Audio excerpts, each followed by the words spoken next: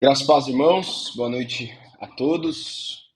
Esse é mais um dos nossos estudos bíblicos, ah, em que nós continuamos a tratar sobre santidade, sobre a nossa vida como crentes depois da salvação.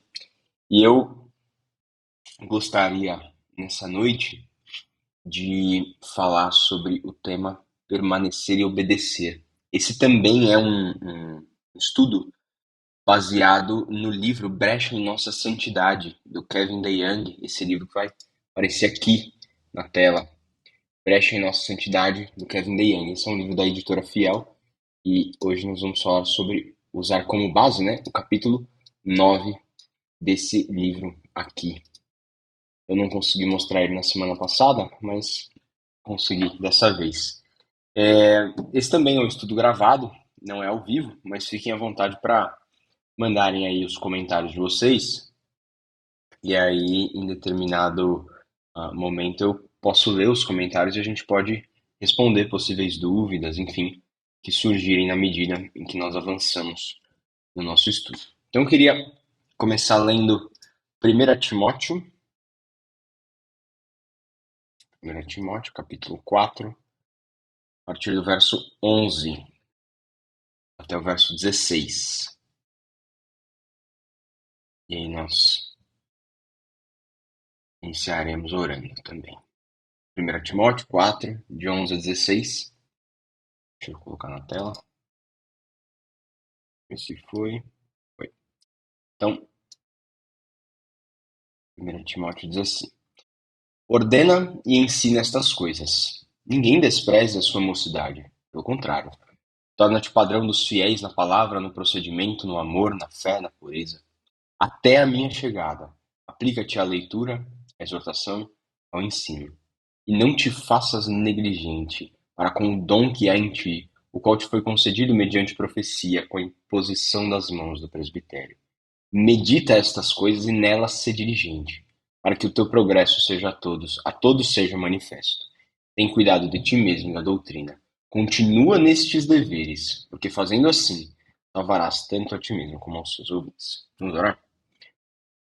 Senhor, te agradecemos pelo dia, pela oportunidade que nós temos de, por meio desse canal, nos reunirmos para estudar a tua palavra, Pai. Assim pedimos que o Senhor, de maneira extraordinária, através da ação do teu Espírito, alcance o nosso coração, na medida em que nós considerarmos a tua santa vontade para nós, revelada na Escritura Sagrada. Pedimos que o Senhor seja o nosso auxílio, desvendando os nossos olhos para contemplarmos, Senhor, as profundas maravilhas da tua palavra. Assim nós pedimos em nome de Jesus. Amém. Os irmãos, antes, aqui no livro, na carta, né, de Paulo a Timóteo, no capítulo 3, ele falava sobre os elevados requisitos, tanto para os presbíteros quanto para os diáconos. E aí agora, em 1 Timóteo 4, alguns versículos antes desse texto, ele diz, e você pode observar no verso 12, como nós lemos, né? Ele diz a Timóteo para ser exemplo para os fiéis na palavra, no procedimento, na fé, no amor, na fé e na pureza. Isso, assim como os pré-requisitos para o diaconato, para o presbiterato, enfim, soam um tanto quanto rigoroso, intenso para nós, né? Como se Paulo estivesse dizendo para Timóteo assim: olha, Timóteo, você acabou de sair do seminário e eu quero que você seja exemplar em praticamente todas as áreas da sua vida, beleza? Beleza. Só que isso, de alguma forma, soa um tanto quanto demais. Só isso por si mesmo, né? Só que vem a continuação, e eu sempre minimizo esse negócio aqui, não pode, onde ele diz aqui na frente, no verso de número 15, né, medita essas coisas, né, essas diligentes, para que o teu progresso a todos seja manifesto. Então Paulo ele não pensou que seja exemplo deveria significar tudo certinho desde o primeiro momento. Esse verso 15, ele aparece mostrando um pressuposto a respeito de um progresso. E aí esse verso 15, ele pode ser para nós como um depressivo, né? Do tipo, quando eu olho para trás eu vejo como eu era menos exemplar, menos piedoso, menos maduro. Eu olho e vejo a vida que eu tinha, né? Ou ele pode ser um encorajamento. Tipo, eu posso crescer na fé, posso amadurecer, posso me tornar mais santo do que eu sou agora, posso progredir, de modo que progresso não é apenas aquilo que Deus espera de mim, mas aquilo que Ele concede que aconteça comigo. Então a gente tem uma das grandes verdades da santificação, de que é mais importante em qual direção você está seguindo do que onde você se encontra agora. Direção é mais importante do que posição. Isso porque o seu progresso futuro fala muito mais alto do que a sua colocação agora, no presente. Então, a gente tem que se animar. Porque se você não é tão santo quanto você gostaria de ser a essa altura, Deus ainda pode se contentar com você porque você está indo no rumo certo.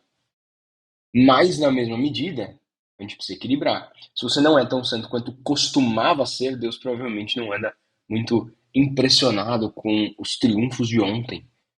Quando nos últimos meses você não fez nada além de desistir da sua luta contra o pecado. Entende? Agora, isso não quer dizer que você deve constantemente medir o seu crescimento espiritual. A gente não percebe crescimento da noite para o dia, né? E isso com tudo na vida.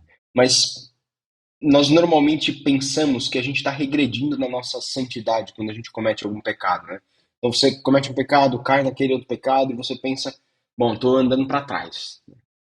Só que, biblicamente, não há razão para que nós defendamos que a santificação retroceda. A gente já leu alguns textos na semana passada, mas a gente poderia meditar em outros textos, por exemplo, 2 Coríntios 3:18, onde o autor diz que todos nós, com o rosto desvendado, contemplando como por espelho a glória do Senhor, somos transformados de glória em glória na sua própria imagem, como pelo Senhor. Transformados de glória em glória significa transformados continuamente. Ou então Filipenses 1:6, texto esse um pouco mais conhecido, estou plenamente certo de que aquele que começou a boa obra em vós há de completá-la até o dia de Cristo Jesus. Ou então 1 Tessalonicenses 5:24, né? Fiel é o que vos chama, o qual também o fará. Dois textos em que há o destaque de que aquele que começou a obra completa. É uma certeza de que a santificação vai ser completa. Nós temos outros textos, né? 1 João 5:4, quando ele diz que todo aquele que é nascido de Deus vence o mundo. A gente leu também na semana passada, né? A promessa de que há continuidade na fé e na vitória. De que vitória, ela é manter a fé. E a nossa própria confissão de fé, a confissão de fé de Westminster, pressupõe isso. Ela vai dizer em determinado capítulo, no 18, se não me engano, que nessa luta que nós temos contra o pecado, pode ser que às vezes as corrupções vençam, o pecado vença, ele prevaleça diante da eficácia nessa guerra, né? Mas o grande ponto é que, pela eficácia daquele que é o santificador, que é o Espírito Santo, através da palavra de Deus, a parte regenerada, né, o revestimento do novo homem, ele sempre vence. E os santos de Deus, eles sempre crescem em graça, sempre são aperfeiçoados em sua santidade e no temor a Deus. Então, o ponto da confissão de fé é que, em última análise, a parte regenerada vence. A guerra contra o pecado, ela se faz necessária porque o pecado se faz presente ainda. E essa corrupção não vai nos deixar, pelo menos por enquanto. E por mais que pareça que nós não estamos crescendo na graça, ou que não estamos crescendo suficientemente, sendo santificados e nos santificando, quem vê de longe percebe crescimento. E a gente está falando aqui de gente crente, tá bom? Estamos falando de gente crente.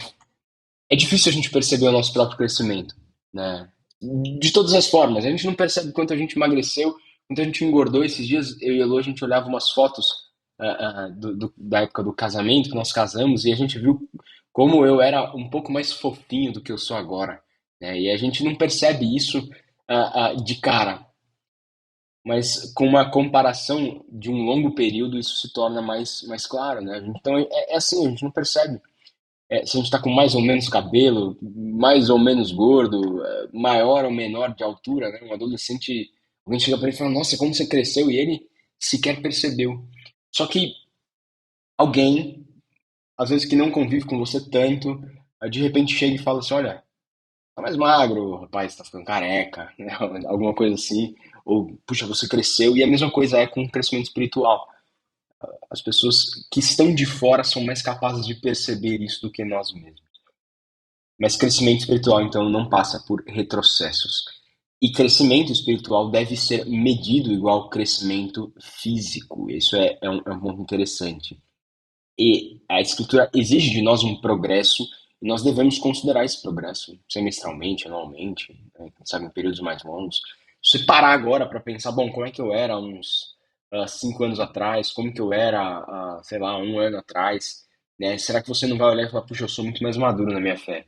Agora, se você olhar para trás e falar, meu, eu não sou mais maduro na minha fé, então parece que você tem trilhado o caminho errado, precisa voltar aí e reconsiderar. Agora, veja que interessante é que Paulo aqui a Timóteo, deixa eu voltar lá para o texto, ele não simplesmente pressupõe que nós sejamos aqueles que medem o nosso crescimento espiritual, não somente. O verso 15 pressupõe que outros cristãos vejam o seu progresso. Claro, não qualquer um. Estamos falando de um crente piedoso, de alguém que é maduro na fé, que é ideal para avaliar a sua saúde espiritual melhor do que você mesmo. E aí entra aquele grande ponto. Muitas vezes nós ouvimos crentes maduros chegar para a gente e dizer: olha, essa vestimenta não está adequada para vir na igreja, olha, você tem chegado atrasado na igreja, você tem sentido muito sono na igreja, ou você não tem vindo à igreja, ou então admoestações relacionadas a outra área. Puxa, você comentou essa situação do seu trabalho, eu acho que você não lidou biblicamente com isso.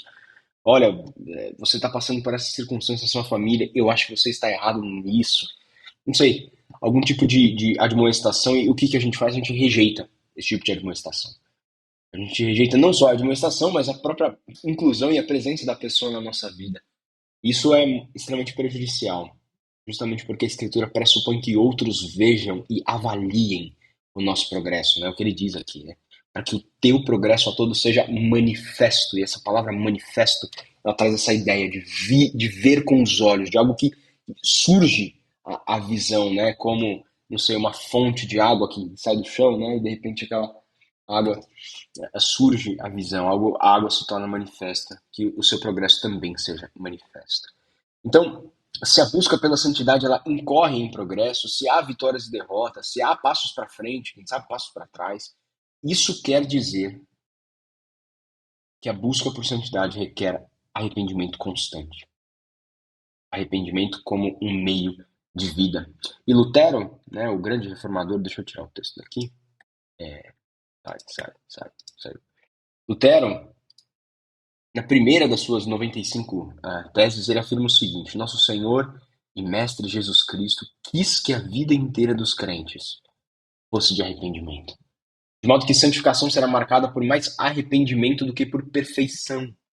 Que não quer dizer que perfeição seja uma palavra ruim no assunto de santificação. Afinal, nós somos exortados pelo Senhor Jesus a sermos perfeitos. Ele usa essa palavra como perfeito é o nosso Pai Celeste.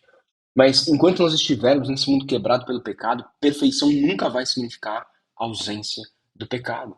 E muitos textos comprovam essa ideia. Por exemplo, 1 João 1, 1,18 não é, 1,8. Se dissermos que não temos pecado nenhum, a nós mesmos nos enganamos, e a verdade não está em nós. Né? Então, João comprova aqui ao afirmar que aquele que diz que não tem pecado é mentiroso e por isso pecou. E essa é mais uma prova de que a nossa vida tem de ser marcada por arrependimento constante. Porque o tempo inteiro a gente está pecando.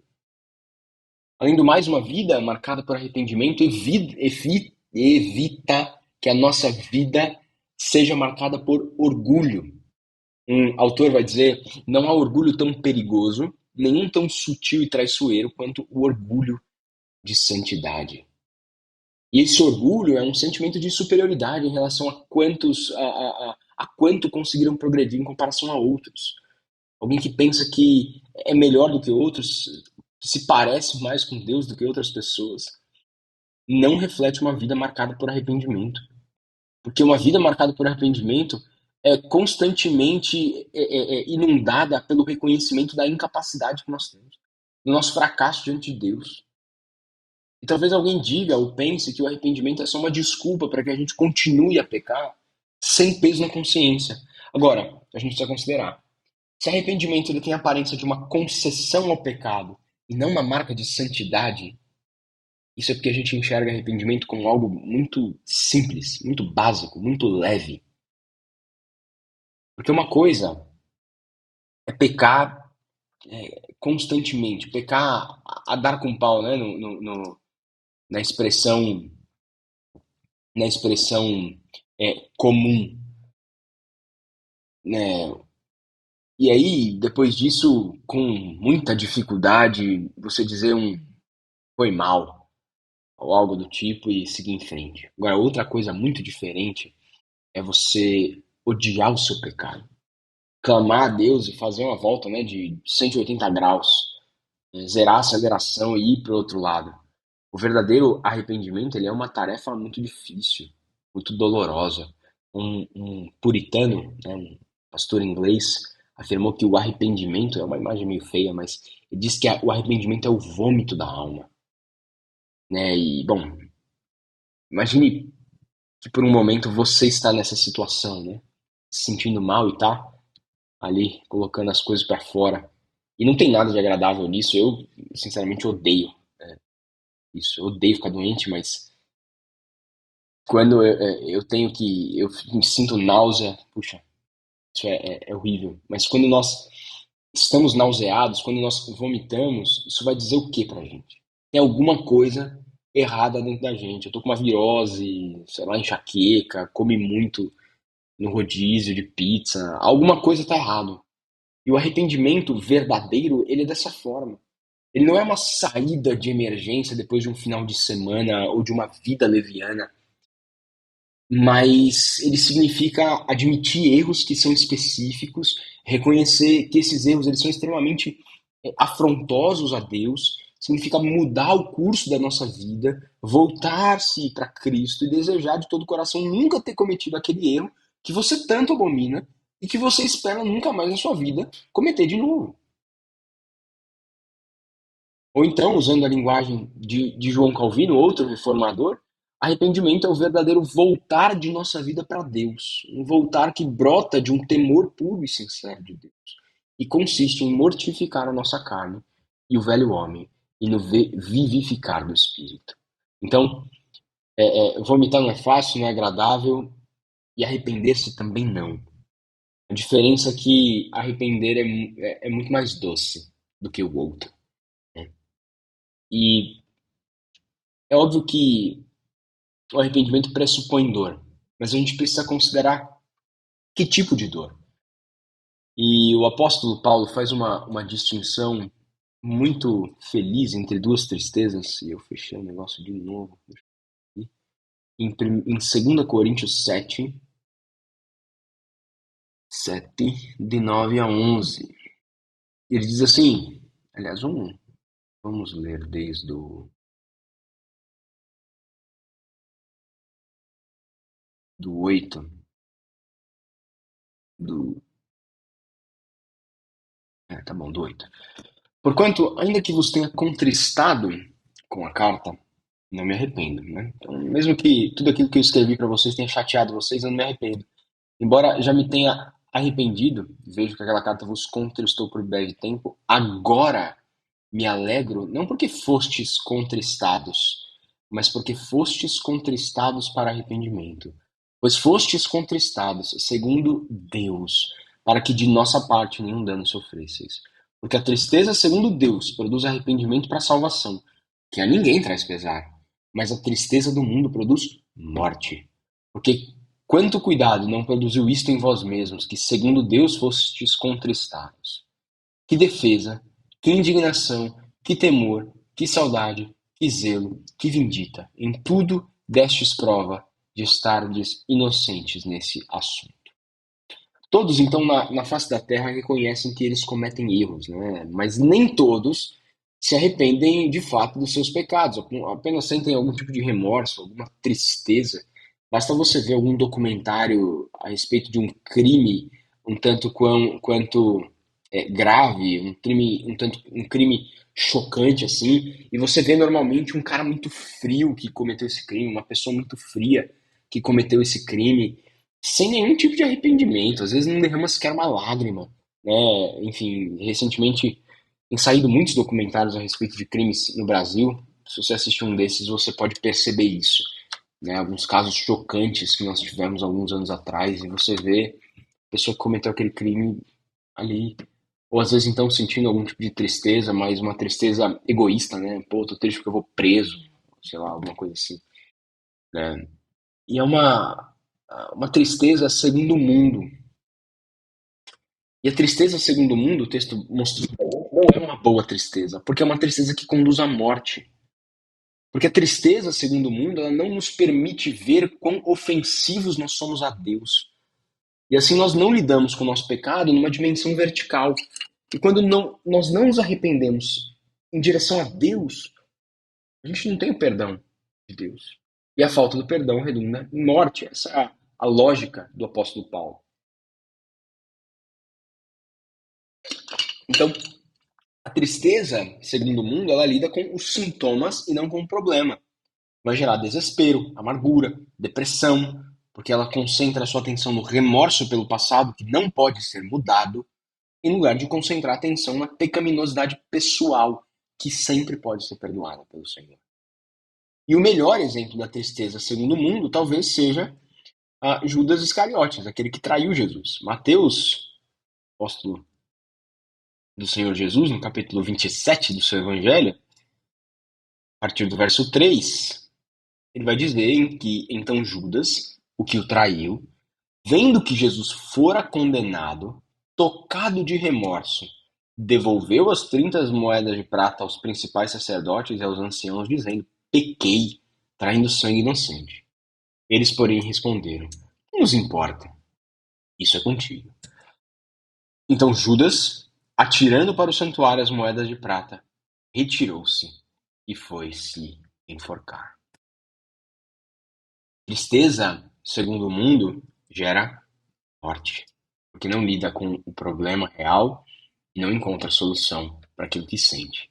Mas a tristeza, segundo Deus, é diferente. Significa estar verdadeiramente arrependido pelo pecado, odiar o pecado mais e mais e voltar as costas para ele. Foi aquilo que o filho pródigo fez quando percebeu o lamaçal em que ele estava. E ele estava nesse lamaçal porque ele quis estar nesse lamaçal. A tristeza, segundo Deus, ela não culpa os pais, não culpa a escola, culpa o governo, culpa amigos, não culpa a igreja. Tristeza, segundo Deus, ela não diz assim: eu saí da igreja porque o pastor não foi atrás de mim, porque o pessoal da igreja não foi me fazer uma visita. Tristeza, segundo Deus, não diz que eu tenho certo tipo de comportamento porque o meu pai tinha esse comportamento, porque minha mãe tinha esse comportamento, ou porque a ausência do meu pai e da minha mãe geraram em mim esse comportamento. A tristeza, segundo Deus, ela diz como Davi disse lá no Salmo 51. E eu fechei de novo, meu. Aprenda, meu. Como Davi disse lá no Salmo 51, compadece-te de mim, ó Deus, segundo a tua benignidade. E segundo a multidão das tuas misericórdias, apaga as minhas transgressões. Lava-me completamente da minha iniquidade, purifica do meu pecado, porque eu conheço as minhas transgressões. E o meu pecado está sempre diante de mim. A tristeza, segundo Deus, reconhece a completa pecaminosidade do pecado, digamos assim, e o odeia mais e mais. Lá na carta que nós lemos de Paulo aos Coríntios, vamos voltar lá, verso 11, os coríntios eles estavam indignados porque eles haviam sido implicados nesse ataque, né, contra o apóstolo Paulo. Eles só queriam limpar a barra deles, queriam tirar o peso da consciência deles e seguir em frente. Eles estavam sendo zelosos contra os seus próprios erros. E a tristeza deles, vai dizer Paulo, levou ao arrependimento, por isso que ele se alegra. O que significa que sentir-se mal por alguma coisa não é a mesma coisa que arrependimento, mas pode chegar lá, pode ajudar a chegar lá. E existe um segundo exemplo, né, que contrasta muito bem com o de Judas, você já deve imaginar qual que é, do arrependimento segundo Deus. É o de Pedro. E Pedro, seu ímpeto afirma que ele morreria pelo Senhor Jesus. E se entregaria, sem dúvida alguma. Jesus disse para ele, olha, antes que o galo cante, você já vai ter me negado 3 vezes. E isso acontece. E Lucas vai dizer pra gente que quando isso acontece, Jesus fita os seus olhos em Pedro, ele chora amargamente, amargamente. Quer dizer, Lucas 22:62. Deixa eu abrir aqui. Lucas 22:62. Então Pedro, então Pedro, saindo dali, chorou amargamente. Só que a tristeza de Pedro o leva ao arrependimento, como a gente encontra lá no final do Evangelho de João, né? Quando o Senhor Jesus restaura a Pedro e ele diz, e ele recebe então a ordem para pastorear as ovelhas do Senhor Jesus Cristo. A tristeza de Pedro então leva ele ao arrependimento, o que é de maneira muito clara manifesta no amor de Pedro ao Senhor Jesus. Não só na ocasião registrada por João, mas como nós temos visto na própria manifestação do ímpeto de Pedro, da liderança de Pedro, no livro de Atos, que nós temos estudado aos domingos. Então, como nós dissemos no início, é mais importante que nós estejamos no caminho certo, o caminho da santidade. E nós busquemos a perfeição, que nós, de fato, nos apeguemos às promessas de Deus e sigamos em frente. E para a gente terminar, eu queria ler um salmo, salmo de número 15, um salmo que eu gosto bastante. Diz assim, ó, quem, Senhor, habitará no teu tabernáculo? Quem é de morar no teu santo monte? O que vive com integridade, pratica justiça e de coração fala a verdade. Quem não difama com a sua língua, não faz mal ao próximo, nem lança injúria contra o seu vizinho. O que aos seus olhos tem por desprezível ao réprobo, mas honra aos que temem ao Senhor. O que jura com dano próprio não se retrata. O que não empresta seu dinheiro com usura, nem aceita suborno contra o inocente. Quem deste modo procede, jamais será abalado. Interessante porque Davi provavelmente compôs esse salmo quando Uzá tocou na Arca da Aliança para impedir que ela caísse no chão. Por isso ele foi consumido pelo Senhor, né? O grande ponto dessa passagem de Uzá é mostrar que a santidade do Senhor, Deus tem padrões elevadíssimos para a santidade. E ele não abaixa os seus padrões de santidade para que as pessoas possam se adequar a eles. Uzá não podia tocar na Arca da Aliança. E ele o fez, mesmo que com boa intenção, ele o fez. E ele sofreu as consequências disso. Deus mantém o seu padrão, porque parte do seu caráter é a perfeita santidade, sem a qual ele não seria o único e verdadeiro Deus. E é muito provável que nesse contexto Davi tenha composto esse salmo. Eu fico imaginando ele questionando: quem, Senhor? Quem que pode alcançar esse padrão de santidade? Quem que vai morar com o Senhor? Quem? Enfim, é muito interessante, né? Davi não está aqui se referindo a uma habitação temporária, mas a uma habitação plena e definitiva com o Senhor. Ele questiona quem? E nos versos de 2 a 5 ele responde esse questionamento, destacando o caráter irrepreensível daquele que deseja habitar com o Senhor. Então, é o seu desejo habitar com o Senhor? Está aqui um passo a passo. Esse texto não vai englobar tudo, mas vai englobar boa parte daquilo que você deve fazer, dos passos que você deve seguir na sua caminhada para que você habite com o Senhor. Mas deixa eu te adiantar que acho que vai ser meio difícil. Olha só. Primeiro no verso 2 ele diz que é alguém que age irrepreensivelmente, que vive com integridade, que pratica justiça, que vive a sua vida buscando agradar a Deus.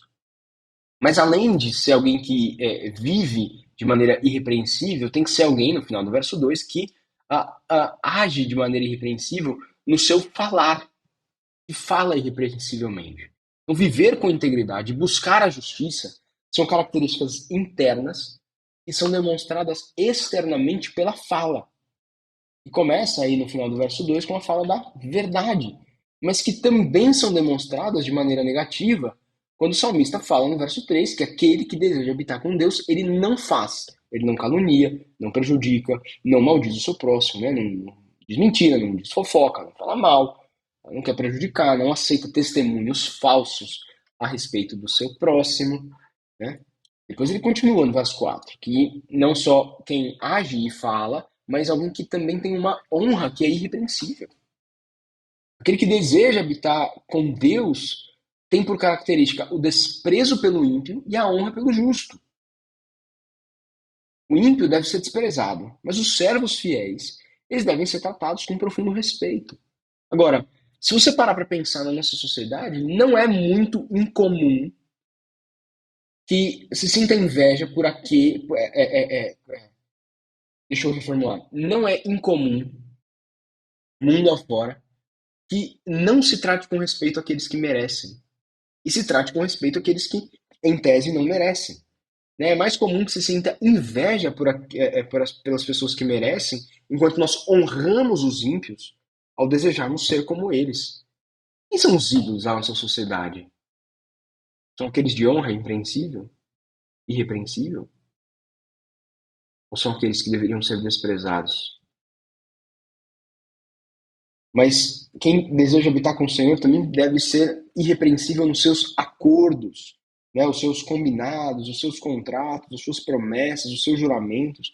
Eles devem ser irrepreensíveis. A fidelidade à sua palavra é o que dita o comportamento daquele que deseja habitar com Deus. É interessante porque ele usa essa expressão que jura com dano próprio e não se retrata. Alguém que faz um contrato, por exemplo, pensa em um contrato de aluguel, você faz um contrato, de alguma forma o preço imobiliário cai e você honra aquele combinado que você tinha prévio, né, naquela determinada circunstância. Ou então você, vamos supor, acerta a venda do seu imóvel para uma pessoa, combina, beleza, você vai me pagar aí 100 mil nesse imóvel. E aí, 3 dias depois, uma pessoa te liga e fala: eu quero te pagar 150 mil no seu imóvel, aquilo que você estava pedindo. O que você vai fazer? Você já acertou? Esse é aquele que jura com dano próprio. O juramento se torna um prejuízo para si mesmo, mas ele não se retrata. Ele não volta atrás no seu acordo, porque ele tem palavra. Né? E esses acordos também devem se refletir, diz o texto. Deixa eu voltar aqui. Na sua justiça social. Né? Os mais pobres nas sociedades antigas, eles sempre sofriam. Porque mesmo quando inocentes, eles eram culpados ah, nos julgamentos, porque os mais ricos, os mais afortunados, compravam, né, os sistemas judiciários. E aí, Davi chega no final do Salmo, depois de responder essa pergunta retórica, ele conclui: quem deste modo procede não será jamais abalado.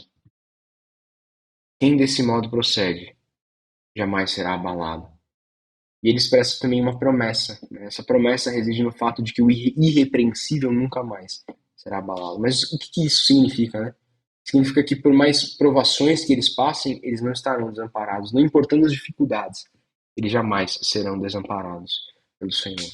E aí, beleza, você chega no fim desse salmo e fala: tranquilo. Quem que vai morar com o Senhor? É quem é perfeito.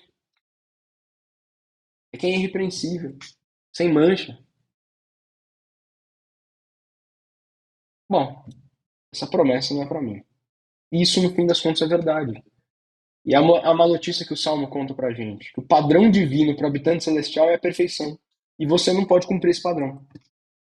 Mas talvez você pense: bom, essa promessa, que não é para mim, é para ninguém menos ou ninguém além de Jesus. E isso também é verdade. Porque ele foi irrepreensível no seu modo de agir, na sua fala. Mesmo quando ele foi duro, ele não pecou. Nos seus acordos, não voltou atrás. Na sua honra, ele de fato desprezou o ímpio e ele honrou o justo. E essa é uma excelente notícia para nós. Jesus Cristo foi o único que agiu, falou, honrou e prometeu de modo irrepreensível em toda a história, e assim vai ser até a eternidade. E na cruz do Calvário, Jesus levou sobre si os nossos pecados, dores e enfermidades para nos dar a justiça que ele mesmo conquistou por e para nós. Então, quando Deus olha para a nossa justiça, ele vê a perfeita justiça de Cristo. E Cristo conquistou na cruz do Calvário. Então, perfeição é padrão que Deus espera de nós para que nós habitemos no seu santo monte. Por isso que na Escritura nós vamos encontrar sede vós perfeito, como perfeito é o vosso Pai Celeste. Só que você já sabe, perfeição não é algo que a gente alcança nessa vida, mas é algo que a gente deve buscar incessantemente, como a gente já viu. Então, aquele que vai habitar no santo monte do Senhor é aquele que busca viver de modo irrepreensível. Aquele que está nesse movimento em direção à santidade. Agora, como que isso é possível? Só quando a gente tem em vista o padrão da santidade, como a gente também já viu. Por isso a gente precisa ir à Escritura, para reconhecer os nossos pecados e buscar incessantemente corrigi-los, vivendo uma vida de arrependimento constante, como a gente já viu. Sempre fundamentado no Senhor. É assim, meus irmãos, que nós vamos viver de modo irrepreensível, buscando dia após dia, de todo o nosso coração agradar ao Senhor, e nós não seremos abalados. E nós podemos confiar nessa promessa, porque essa foi feita por alguém que é fiel, cujos acordos são irrepreensíveis, cuja palavra não é enganosa, mas é o reflexo daquilo que é verdadeiro. O Salmo 1, ele usa os mesmos termos, aliás, outros termos, para expressar a mesma verdade. Dizer que aquele que cumprir com os mandamentos, ele destaca lá no verso 1, ele vai ser bem sucedido. O que não faz isso, não faz aquilo, não faz aquilo outro. E essa é a doce realidade daquele cujo caráter é irrepreensível, ele habita com Deus.